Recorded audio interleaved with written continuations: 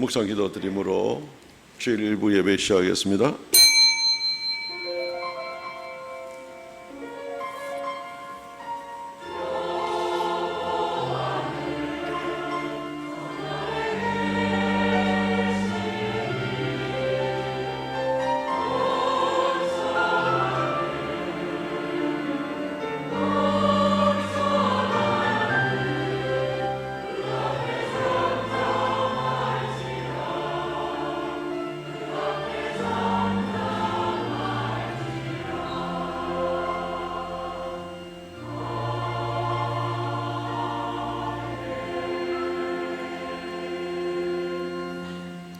너희는 이 세대를 본받지 말고 오직 마음을 새롭게 함으로 변화를 받아 하나님의 선하시고 기뻐하시고 온전하신 뜻이 무엇인지 분별하도록 하라. 주 하나님 은혜를 감사하옵나이다. 오늘도 거룩한 성일을 허락하여 주시고 무성도들이 주 앞에 모여서 함께 머리 숙여 경배하게 하신 은혜를 감사하옵나이다. 무더위나 이상기후나 또 전쟁의 소식과 경제적인 여러 어려움의 소식들이 있다 할지라도 결코 빼앗길 수 없는 이 믿음과 위로부터 내리는 약속과 기쁨을 가지고 주 앞에 나왔습니다. 하나님 아버지, 좌정하사 우리의 예배를 받아주시고 우리의 심령을 새롭게 하여 주옵소서.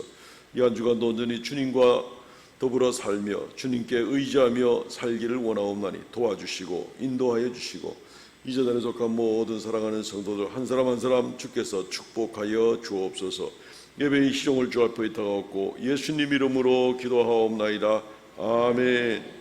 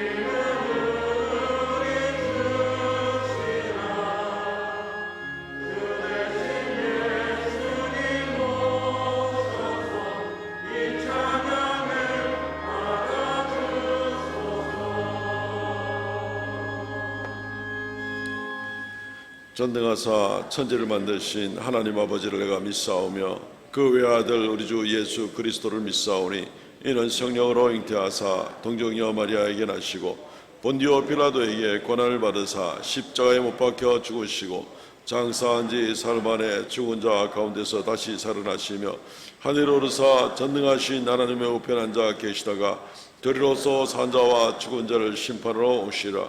성령을 믿사오며 거룩한 공예와 성도와 서로 같은 것과 죄를 사하시는 것과 몸이 다시 사는 것과 영원히 사는 것을 믿사옵나이다.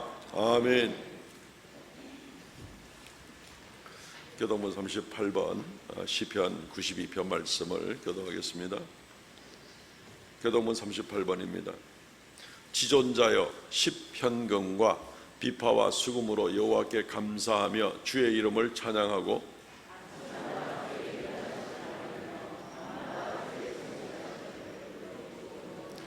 여호와여 주께서 행하신 일로 나를 기쁘게 하셨으니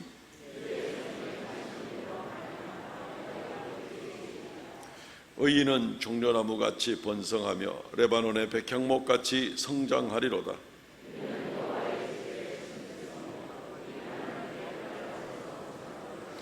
그는 늙어도 여전히 결심하며 진액이 풍족하고 빛이 청정하니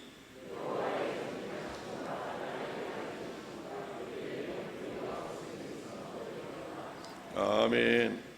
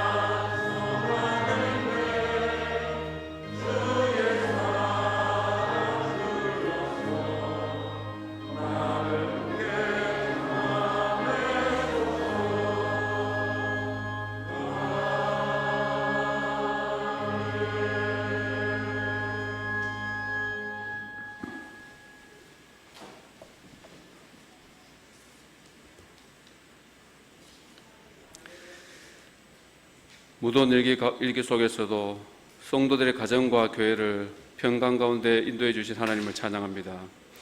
일상 속에서 하나님을 경험하던 우리가 하나님 아버지 앞에 공동체로 모여 예배드리오니 이 시간 우리에게 선하고 온전하신 뜻을 드러내어 주시고 우리로 하여금 이 땅에서 하나님의 뜻을 행하게 하여 주시옵소서.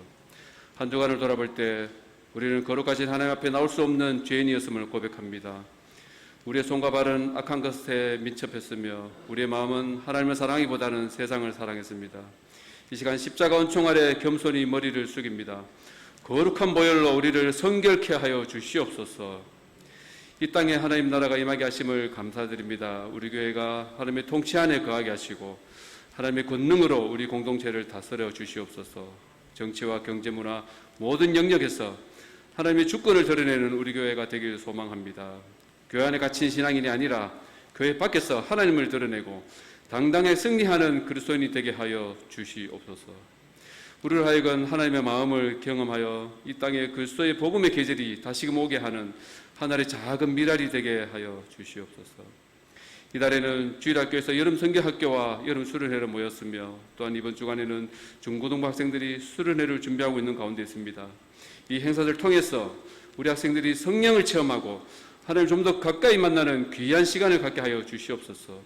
오고 가는 동안 아무런 안전사고 없이 잘 다녀올 수 있도록 주님께서 매 순간순간 지켜주시며 특히 수고하시는 교사님들에게도 은혜의 축복을 내려 주시옵소서.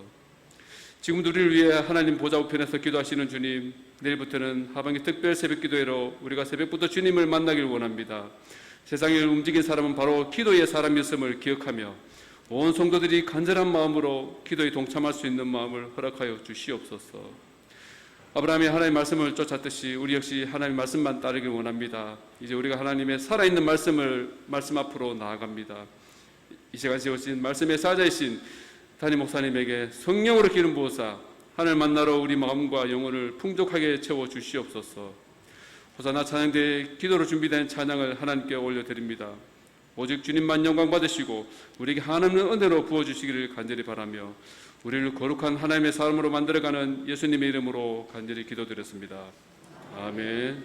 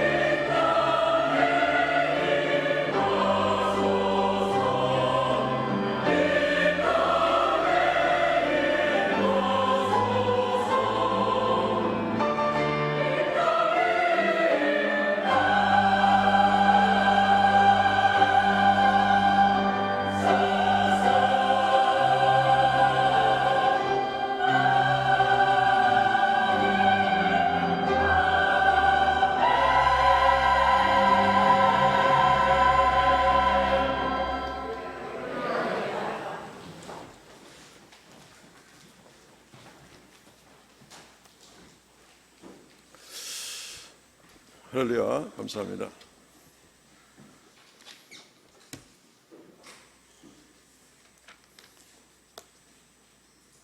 하나님 말씀 봉독하겠습니다. 요한복음 8장 1절로 11절 말씀까지 공부하겠습니다. 신약성경 요한복음 8장 1절로 11절 말씀까지입니다. 예수는 감람산으로 가시니라. 아침에 다시 성전으로 들어오시니 백성이 다 나오는지라. 앉으사 그들을 가르치시더니 서기관들과 바리새인들이 음행 중에 잡힌 여자를 끌고 와서 가운데 세우고 예수께 말하되, 선생이여, 이 여자가 간음하다가 현장에서 잡혔나이다. 모세는 율법에 이러한 여자를 돌로 치라 명하였거니와 선생은 어떻게 말하겠나이까? 그들이 이렇게 말하면 고발할 조건을 얻고자 하여 예수를 시험함이라. 예수께서 몸을 굽히사 손가락으로 땅에 쓰시니 그들이 묻기를 마지 아니하는지라. 이에 일어나 이르되, 너희 중에 죄 없는 자가 먼저 돌로 치라 하시고 다시 몸을 굽혀 손가락으로 땅에 쓰시니, 그들이 이 말씀을 듣고 양심의 가책을 느껴 어른으로 시작하여 젊은이까지 하나씩 하나씩 나아가고 오직 예수와 그 가운데 섰는 여자만 남았더라. 예수께서 일어나사 여자 외에 아무도 없는 것을 보시고 이르시되, 여자여, 너를 고발하던 그들이 어디 있느냐? 너를 정죄한 자가 없느냐? 대답하되, 주여, 없나이다. 예수께서 이르시되, 나도 너를 정죄하지 아니하노니 가서 다시는 죄를 범하지 말라 하시니라. 아멘. 오늘 이 말씀 중심으로 죄 없는 자가 돌로 치라 라는 제목으로 하나님 말씀을 증거하도록 하겠습니다. 내로남불이라는 말을 우리가 자주 들어보는데, 이중잣대에 대한 그런 다른 말이다라는 것으로 우리가 다 잘 이해하고 있습니다. 아침에 제가 퀴즈를 몇 가지를 좀 내보려고 합니다. 내가 침묵하면 생각이 깊은 것이고, 남이 침묵하면 뭐라 그러죠? 내로남불 기준에 의하면 아무 생각이 없는 것이다. 이게 답입니다. 내가 늦으면 피치 못할 사정 때문이고, 남이 늦으면 정신 자세가 덜 되기 때문이다. 내가 화를 내면 소신이 뚜렷한 것이고, 남이 화를 내면 인간됨의 그릇이 모자라는 것이다. 내가 아프면 일로 인한 피로 때문에 쉬어야 되고, 남이 아프면 기본 체력이 모자라는 사람이다.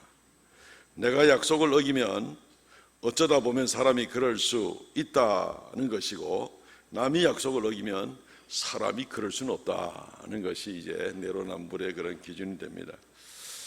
좀 웃자고 했는데 별로 웃지도 않는 것 같습니다.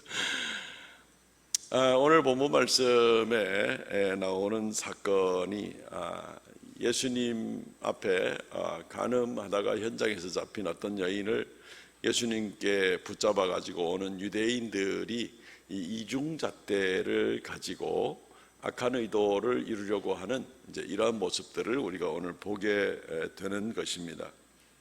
그러다가 오히려 예수님 앞에 이들이 부끄러움을 당하고 결국은 다 꼬리를 감추고 도망가듯 하는 그런 모습을 우리가 오늘 보게 되는 것입니다. 우리는 땅에 살면서 이중잣대를 가지고 사는 그런 사람이어서는 안 되죠. 하나님의 말씀의 기준으로 명백한 이제 그런 중심으로 나도 그 기준에 적용을 시키고, 또 세상도 그 기준에 의해서 우리가 판단을 하고 이래야만 원칙인데, 자칫하다가는 내가 기준이 돼가지고 이 내로남불의 이중잣대를 가지고 생각할 때가 참 많이 있습니다. 이런 부분들은 우리 그리스도인들이 굉장히 주의해야 될 그런 부분이라고 생각이 됩니다. 그래서 오늘 말씀에 죄 없는 자가 돌로 치라라는 이 말은 우리가 속뜻으로 다시 한번 그냥 내가 돌로 들어서 칠까요 말까요 하는 그 문제를 넘어서 하나님 앞에 우리가 어떤 기준으로 살아갈 것인가 하는 부분을 좀 깊이 생각하게 만드는 그런 본문이라고 생각이 됩니다. 두 가지 정도로 나누어서 오늘 말씀을 생각해 보겠습니다. 자기 기준인가 하나님 기준인가 하는 부분을 먼저 생각하고, 두 번째 가서는 이제 그 결과에 대해서 주님이 뭐라고 말씀하시는가를 먼저 또한 생각을 해보겠습니다. 자기 기준인가 하나님의 기준인가. 오늘 본문은 제법 잘 알려진 그런 본문입니다. 현장에서 간음을 하다 잡힌 여자를 데리고 예수님께 데리고 옵니다.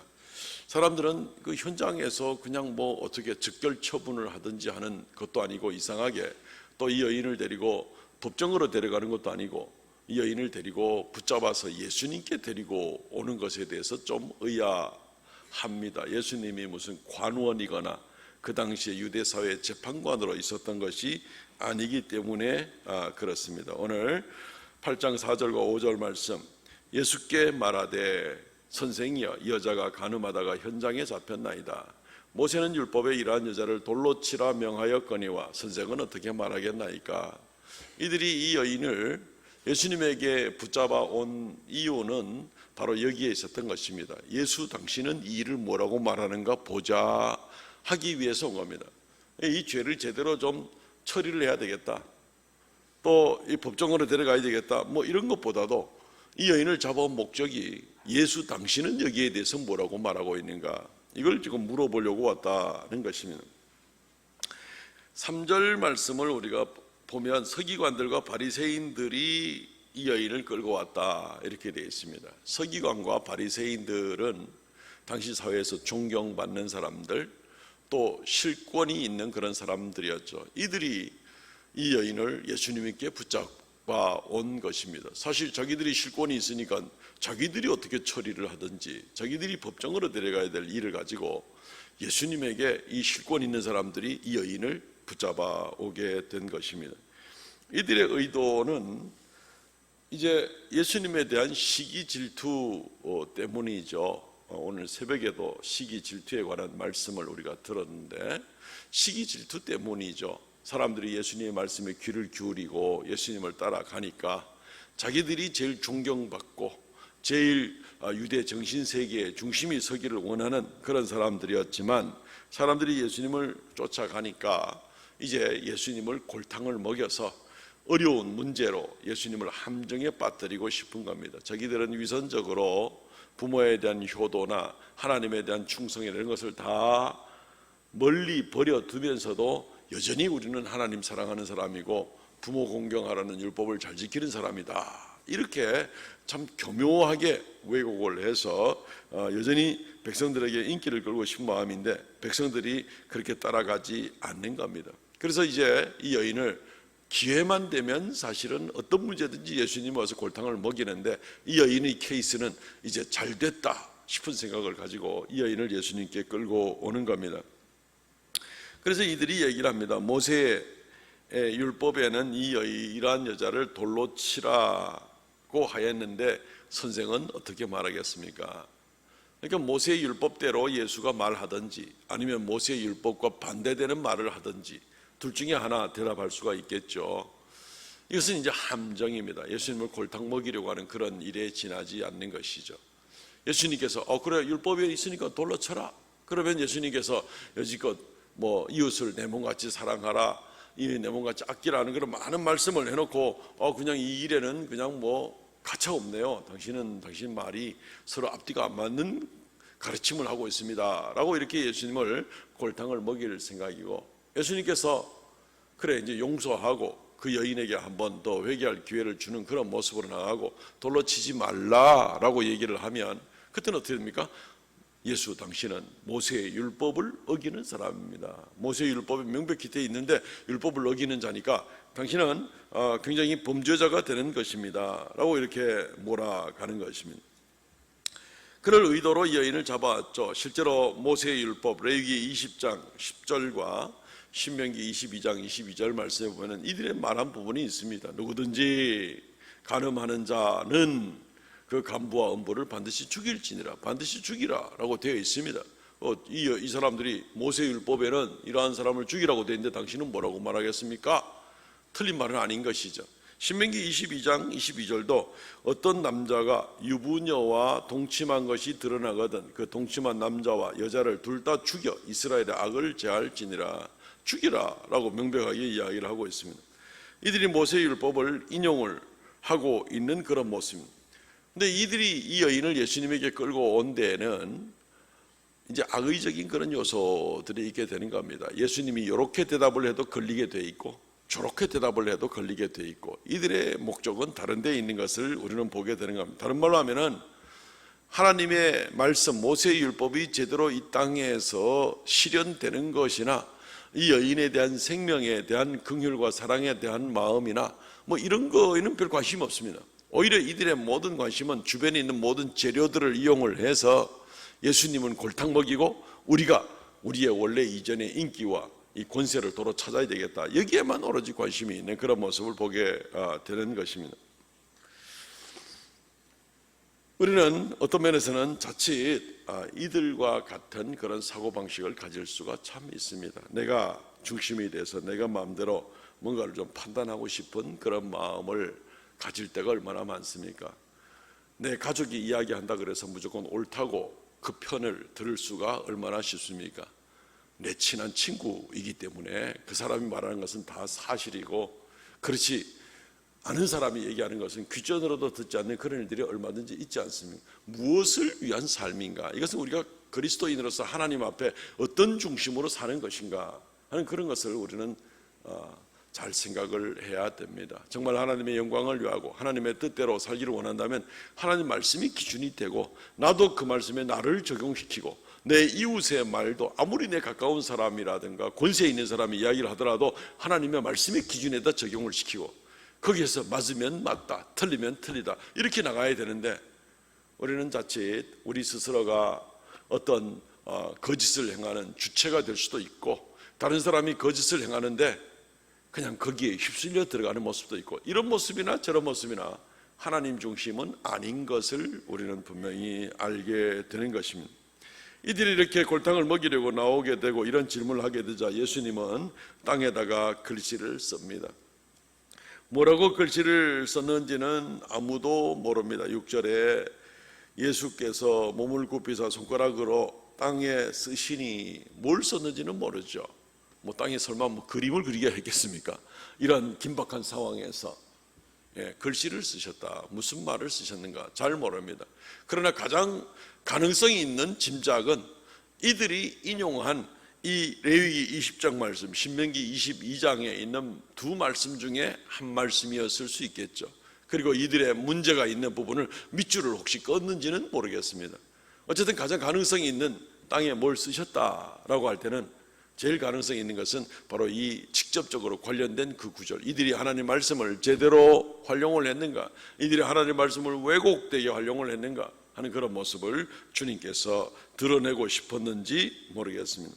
아닌 게 아니라 이들은 하나님 말씀을 왜곡을 하고 있거든요. 하나님 말씀마저도 전부 다 아전인수격으로 나한테 유리한 부분만 딱 잘라가지고 무슨 회의를 하든지 또는 심지어 다른 사람과 이야기를 하든지 성경을 가지고 이야기를 하면서도 성경을 온전하게 적용을 하지 못하고 한 부분만을 가지고 이야기하는 때가 참 많이 있습니다. 굉장히 조심스럽습니다. 특별히 이단들이 성경을 사용하는 부분에 있어서는 성경을 늘 왜곡하고 비틉니다. 그리고 자기의 필요한 것만 딱 끄집어내 가지고 무조건 이게 그거다라고 갖다 붙이는 그런 모습입니다. 그걸 잘 모르는 사람들은 그냥 따라가는 거죠. 멍청하니 따라가는 겁니다.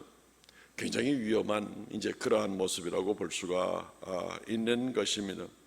이들은 율법을 반토막짜리로 이용하는 모습을 보게 되는 겁니다. 실제로 이들이 이 근거를 가지고 예수님에게 들이댄 바로 그 구절, 레위기 20장, 신명기 22장이 나온 그 구절마저도 이들은 실제로 지금 반토막만을 활용을 하면서 왜곡을 하는 것을 보게 됩니다. 레위기 20장 10절 말씀 다시 한번 보면, 누구든지 남의 아내와 간음하는 자, 곧 그 이웃의 아내와 간음하는 자는 그 간부와 음부를 반드시 죽일지니라.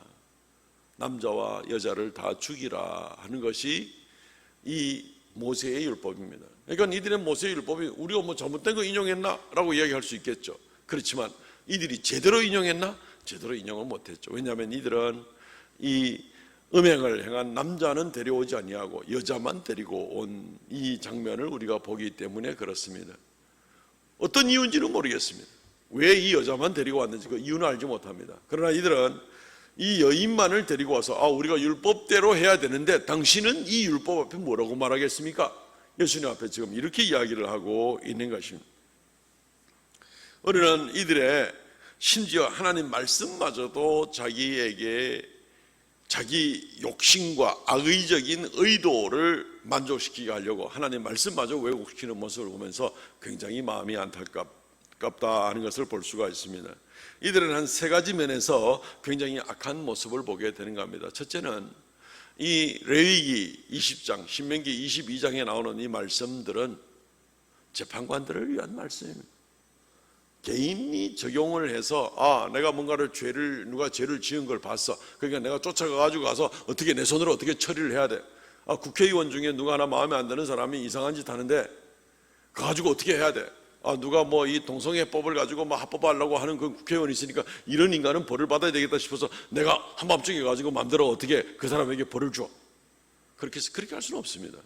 하나님의 나라 성경 말씀에도 어떤 이 법과 질서가 있는 것이죠. 레위기 말씀과 신명기 말씀은 법관들에게 주신 말씀입니다. 이런 일들이 있게 되거든 그런 사람들은 법정으로 데리고 와서 하나님의 법대로 심판을 받게 하라 하는 그런 말씀입니다. 그런데 이들은 어떻게 합니까? 자기들 손으로 이 여인을 잡아다가 법원으로 데려가는 것이 아니에요. 그 남자는 데려가지도 안 하고 법원으로 데려가지 않으면서 예수님에게 데려와서 지금 하는 그런 모습을 보게 되는 겁니다. 두 번째 부분은 이것이 분명히 말씀드렸습니다. 간부와 음부를 둘 다 이렇게 이야기를 하고 있는데 이들은 이 남자까지 데려다 보면은 자기도 양심에 찔리는 부분이 많으니까 이 여자만 데리고 와서 자기들이 아마 사회 기득권자일 수는 있겠죠. 당시에는 여성보다 남성이 더 기득권자이고 더 힘 있는 자들이 되다 보니까 그렇게 해서 자기 죄는 그냥 덮어 넘어가고 이 여자만 죄가 있는 거다라고 이렇게 몰아붙이게 될 수가 있는 것이죠. 자기 구미에 맞게 마음대로 집행하려고 하는 그런 모습을 보게 됩니다. 하나님 말씀을 반토막 냅니다. 법원으로 데려가지 아니하고 사적으로 처리하려는 죄, 그리고 하나님 말씀을 반토막 내서 자기 마음에 드는 구절만 쪼개가지고 자기 걸로 삼으려는 죄, 그리고 셋째, 이러한 모습들은 결국 이들이 예수님께 이 여인을 데리고 온 모습은 어떤 모습인가 하면 악의적입니다. 이들이 지금 공의를 행하려고 하는 게 아닙니다. 예수님께 데려와서 그들의 궁극적인 목적은 예수님을 골탕 먹이려고 하는, 예수님을 어찌하든지 꼬투리를 잡아가지고 예수님을 죽이려고 하는 이제 이런 의도인 것을 보게 됩니다. 이들이 하나님을 사랑한 것도 아니고 이 여인의 생명을 귀히 여긴 것도 아니고 이들의 목적은 오직 예수님을 죽이고 싶어서 쫓아온 그런 의도인 것을 보게 되는 것입니다. 참 세상이 악한 거죠. 세상에 그런 일들은 얼마든지 도처에 일어날 수 있음을 우리가 볼 수가 있는 것입니다. 먼저 이 말씀을 보면서 사랑하는 성도 여러분, 우리는 우리 주변에 있는 기준이라는 것이 무엇인가 하는 것을 좀 생각해 보시기를 바랍니다. 나는 어떤 기준에 따라 살아가고 있는가? 하나님 말씀 앞에 객관적으로 내 자신부터 내놓고 비추어 가면서 그렇게 나가기를 원하는가? 아니면 내 필요한 대로 똑 잘라가지고,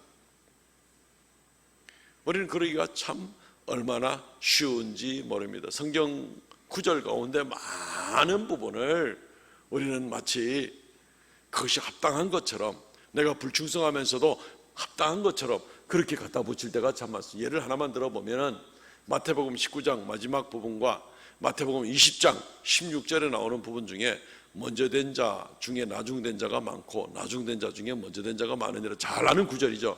언제 주로 써먹는 줄 압니까? 신앙생활 열심히 하고 교회 집사님, 권사님 뭐 이래 열심히 봉사하다가 이제 언제부턴가는 뭐 아무것도 안 하는 겁니다. 봉사도 안 하고 뒷전으로 나와 있는 겁니다. 그런데 새로운 교인이 와가지고 막 열심으로 봉사하고 이제 이러니까 나는 지금 아무것도 안 하는데, 그거 봐라, 성경 말씀에도 뭐라고 돼 있나? 먼저 된 자가 나중되고 나중된 자가 먼저 된 일이 많다고 그래 안 했나? 마치 내가 뒷전으로 물러나서 아무것도 하지 않는 것이 성경 말씀을 이루는 것처럼 그렇게 자기 변명거리로 성경을 이용할 때가 있다는 것입니다. 수많은 예 중에 하나에 지나지를 않습니다. 하나님 말씀을 우리가 왜곡하고 그렇게 자기한테만 유리하도록 그렇게 사용을 해서는 안 되는 것이죠. 성경에서는 심지어 재판관들에게 부한 자라고 그 얼굴을 봐주지 말고 가난한 자라고 해서 그 얼굴을 봐주지 말고 오직 하나님 말씀의 법대로만 판단하라 하는 그런 말씀들이 참 많이 있는 것을 우리가 보게 되는 것입니다. 우리는 이런 말씀들을 생각하면서 우리 자신들을 좀 잘 살펴보면 좋겠습니다. 내 자신이 사람들과 말을 하고 어떤 일들이나 상황을 판단할 때 그 기준이 무엇인가? 내가 기준인가? 아니면 내 가까운 사람이 이야기를 하거나 그 사람의 입장이 있기 때문에 그 사람의 기준으로 돼가지고 무조건 옳고 그름이 판단되는가? 아니면은 영원히 변함없는 하나님의 말씀만이 기준이 되어서 그 말씀으로 나도 판단받고 내 이웃도 판단받고 상대편들도 얼마든지 판단받고 모든 상황이 거기에 판단받는 바로 그런 중심인가? 짧은 인생 살면서 우리가 무엇을 기준으로 살아가야 될지는 우리가 잘 판단이 서리라 싶습니다. 하나님 앞에 오직 내가 기준인가 하나님이 기준인가 할 때 대답은 우리가 알고 있죠. 오직 하나님 말씀만 기준으로 해서 진실한 삶을 살고 하나님께 나아가는 저와 여러분 되시기를 주의 이름으로 축원드립니다.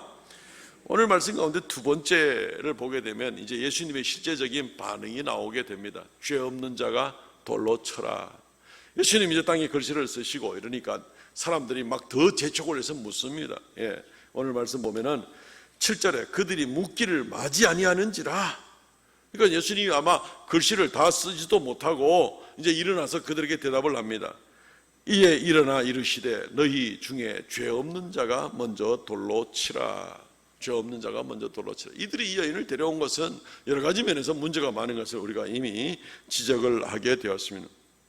이제 이 상황을 예수님이 그렇다고 나는 모르겠다, 너희들의 의도가 약하니까 나는 대답을 안 하겠다, 이렇게 피해갈 수도 없는 그런 문제입니다. 그들의 속셈이 다 보였지만서도 예수님은 어쨌든지 이 일에 대한 주님의 명백한 입장을 표현을 해야만 하는 것이죠. 그래서 먼저 돌을 들고 치려는 사람들에게 말하기를 너희 중에 죄 없는 자가 돌로 치라 라고 이야기를 하고 있습니다. 이 말은 다른 말로 하면 너희가 개인적으로 정죄하려면 해봐라 하는 얘기나 마찬가지입니다.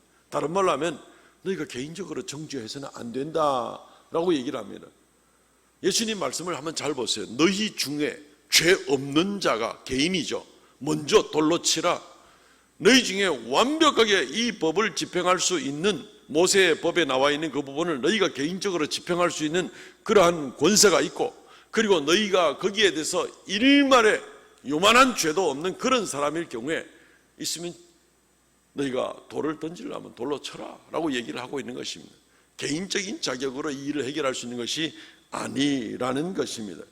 우리는 개인적인 자격으로는 어떤 누구도 어떤 이웃도 함부로 판단하고, 올바른 비평은 필요하죠. 이웃을 위하고 이웃을 세워주기 위해서 잘못된 것을 지적하고 위해서 기도하고 나가는 건 좋은데, 이 정죄입니다. 이 돌로 쳐서 이건 죽어야 된다, 이제 이런 모습일 때에, 이때에 죄 없는 자가 돌로 치라. 개인적으로 그들이 예수님 앞에 이들을 데리고 왔으니까 개인적으로 예수님이 답변을 해주는 겁니다.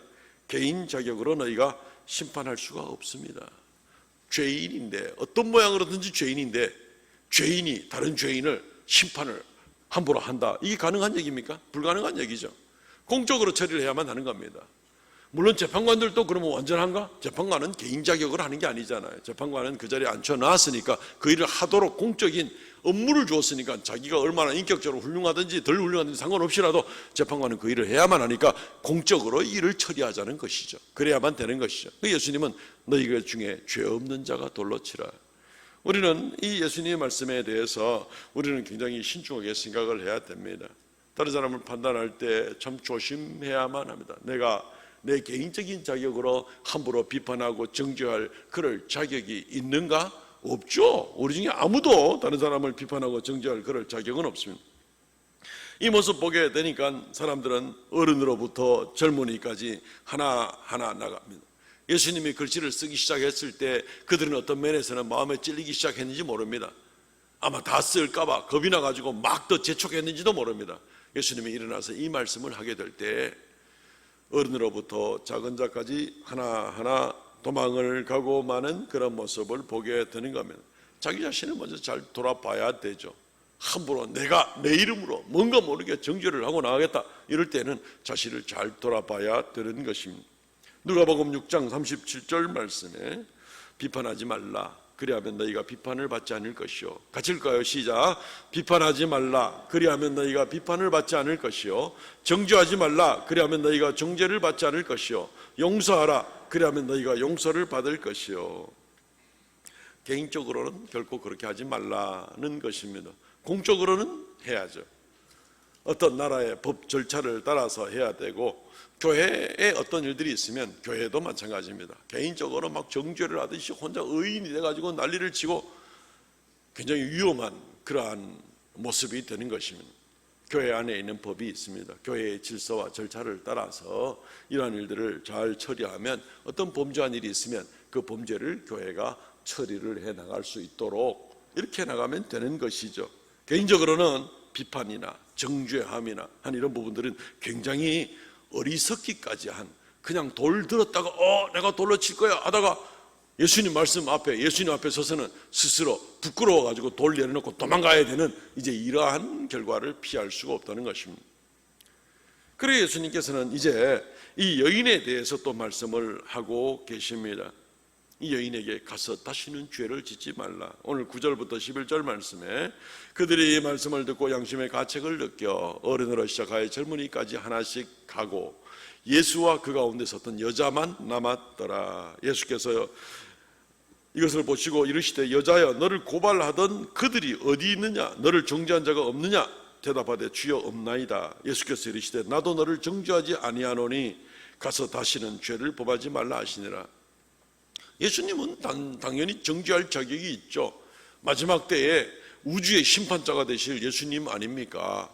우리가 내일부터 또 특세로 두 주간 나가게 될 텐데 계시록 말씀에 보면 예수님이 심판주로서 오시는 예수님 분명히 요한계시록 나오지 않습니까? 그런데 예수님께서 나도 너를 정죄하지 않으니, 마치 이 여인의 죄가 완전히 다 해결된 것처럼 우리가 그렇게 생각을 할 수 있습니다만은 우리가 몇 가지 이 여인에 대한 오해는 우리가 하지 않았으면 좋겠습니다. 예수님은 온 우주 만물의 심판자 맞습니다만은 예수님은 지금 이 이스라엘 사회에 모세의 법을 집행하려고 그 자리매김을 하고 오신 분이 아니기 때문에 예수님께서 여기서 정죄자의 입장에 아마 개인의 신분으로 보아서 무죄한 자만 다른 자를 심판하고 정죄할 수 있다 하면 예수님은 유일한 자격이 되겠죠. 그렇지만 유대 사회에서 예수님에게 그 일을 맡긴 게 아니기 때문에 주님께서는 늘 그 사회에 세워진 그러한 제도적 그 자리매김을 한 사람들에게 그 법을 준행할 수 있도록 주님께서는 늘 그렇게 권고합니다. 그러니까 문둥병 걸려서 예수님께 왔던 10명의 사람들도 너희가 깨끗하여진 것을 보거든 어디로 가라?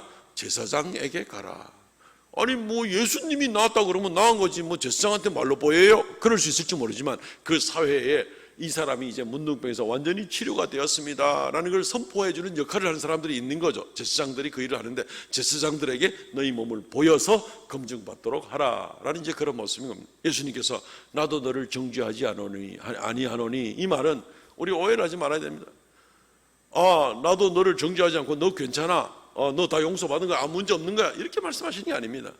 예수님도 나도 개인적인 입장에서 지금 너를 정죄하지는 않는다. 그러나 다시는 죄를 범하지 말라라고 이렇게 이야기를 하는 것입니다. 이 일이 이번에 용채 넘어갔는지는 모르겠지만은 앞으로 이 여인이 회개하지 아니하면 또는 누가 진지하게 뭐 친고죄로 이제 고발을 하거나 뭐 고소를 하거나 이러 들어오면 그때는 어쩔 수가 없는 거죠. 어쨌든 여인에게 더 중요한 것은 지금 예수님과 이 여인과 단둘이 있는 자리에서 예수님이 하시는 말씀은 나도 너를 정죄하지 아니하노니 가서 다시는 죄를 짓지 말라. 예수님은 이 여인이 죄 없다고 한 적이 없습니다. 이 여인에게 이거는 면죄부를 던져준 적이 없습니다. 이 여인이 죄 지은 거는 죄 지은 걸로 분명히 인정을 합니다. 내 개인으로는 지금 당장 어떻게 처리하지 않겠다는 것이죠. 공적으로 이 일은 처리를 받아야 되는 것을 암시하기도 합니다. 근데 우리는 자칫 양쪽으로 치우치기 쉽잖아요. 돌 들고 그냥 내가 알아가지고 내가 의인이 돼가지고 마음대로 판단하는 자리에 서기 쉽거나 아니면은 예수님 앞에 다 용서받았는데 뭐 내가 뭐 무슨 죄가 있어, 뭐 누가 나한테 감히 돌 던질 수 있을 거야 이러면서 그냥 면죄부 받은 것처럼 양쪽 극단으로 자기 마음대로 생각을 할 수가 있습니다. 둘 다 굉장히 위험한 생각들입니다. 하나님께서는 우리에게 하나님의 법의 질서를 우리에게 주셨기 때문에 그렇습니다. 여인은 일단은 감사해야 되죠. 돌 맞아 죽을 뻔했으니까요. 살아났으니까요. 그리고 이 여인은 이제부터 어떻게 됩니까? 회개해야 되죠. 다시는 그 죄를 반복해서는 안 되는 거죠. 혹시 당사자가 있으면 용서를 받아야 되는 것이죠. 그렇게 해서 이 여인은 새로운 삶을 살아갈 수가 있는 것입니다. 예수님이 이 여인에게 면죄부를 줘서 너 잘했어 결코 그런 건 아닙니다. 우리가 그런 오해를 할 필요는 없는 것입니다.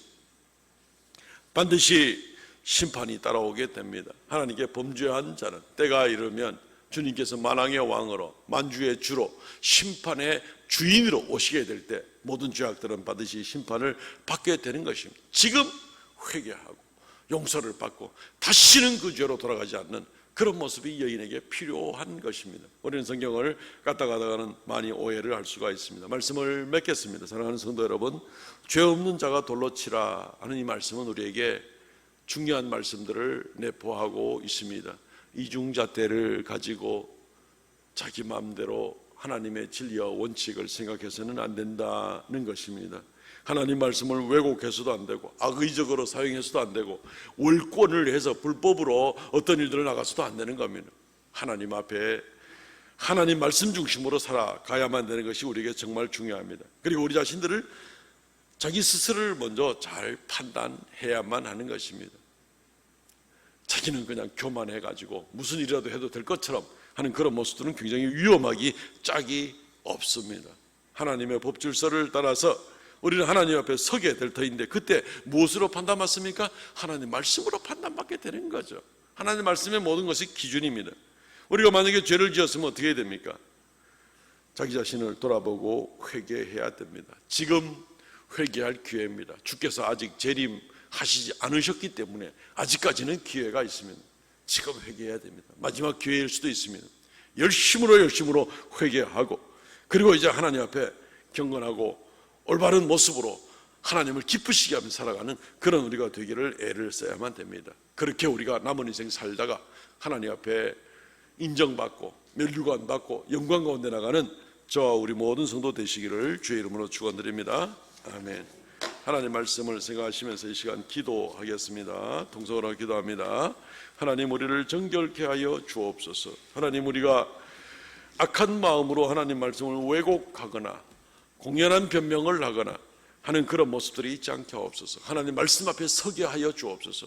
회개할 수 있을 때 회개하는 우리가 되게 하여 주옵소서. 이 시간 통성으로 하나님 앞에 자신을 위해서 간절하게 한번 기도하겠습니다. 주 하나님 은혜를 감사합니다. 아버지 앞에 많은 부족함이 있고 부끄러움이 많은 우리들입니다. 아버지 하나님, 그러나 우리가 이 땅에 살면서도 시시때때로 교만하고 악한 모습으로 나가는 그런 자들이 되지 않게 하여 주시고, 아버지여 정결한 모습으로, 아버지여 주 안에 온전한 모습으로 나아가는 우리가 되게 하여 주시옵소서.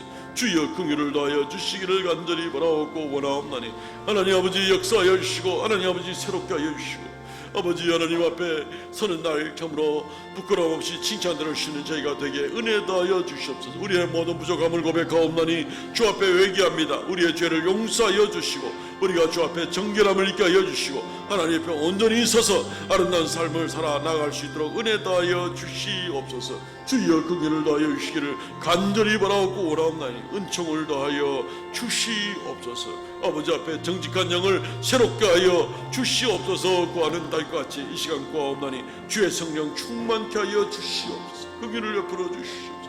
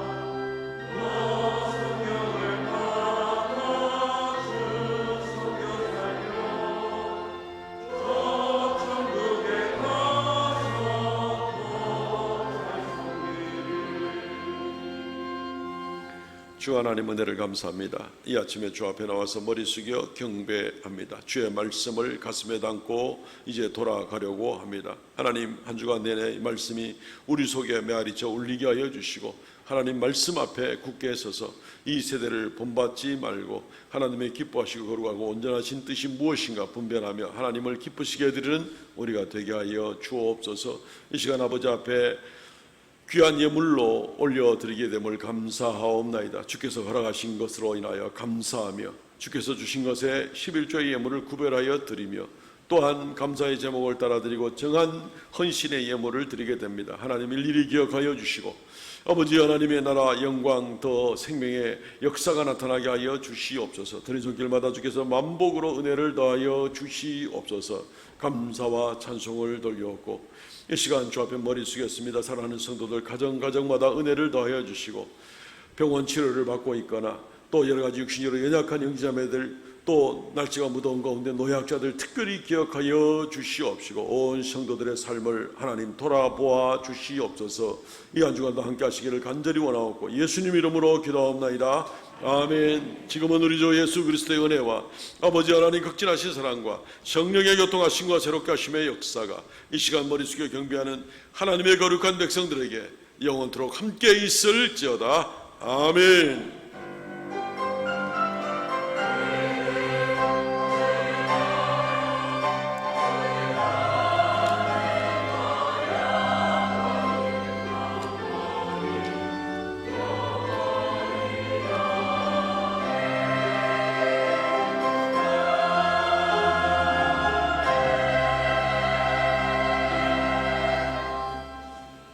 예배는 마쳤습니다. 우리 성도들의 교제 시간입니다. 우리 전우좌우로 인사하면서 사랑합니다, 축복합니다, 사랑합니다, 축복합니다. 반갑습니다. 주보를 잠재해 주시고요. 다윗 여호수아 여름 수련회가 또 은혜 가운데 잘 마쳤습니다. 중고등부 수련회가 이번 주 8월 4일부터 6일까지 목요일부터 토요일까지 본교회에서 1박 2일 하고 그리고 포항 특정교회에서 또 1박 2일 하고 이렇게 진행이 되겠습니다. 위에서 많이 기도해 주시기를 바랍니다.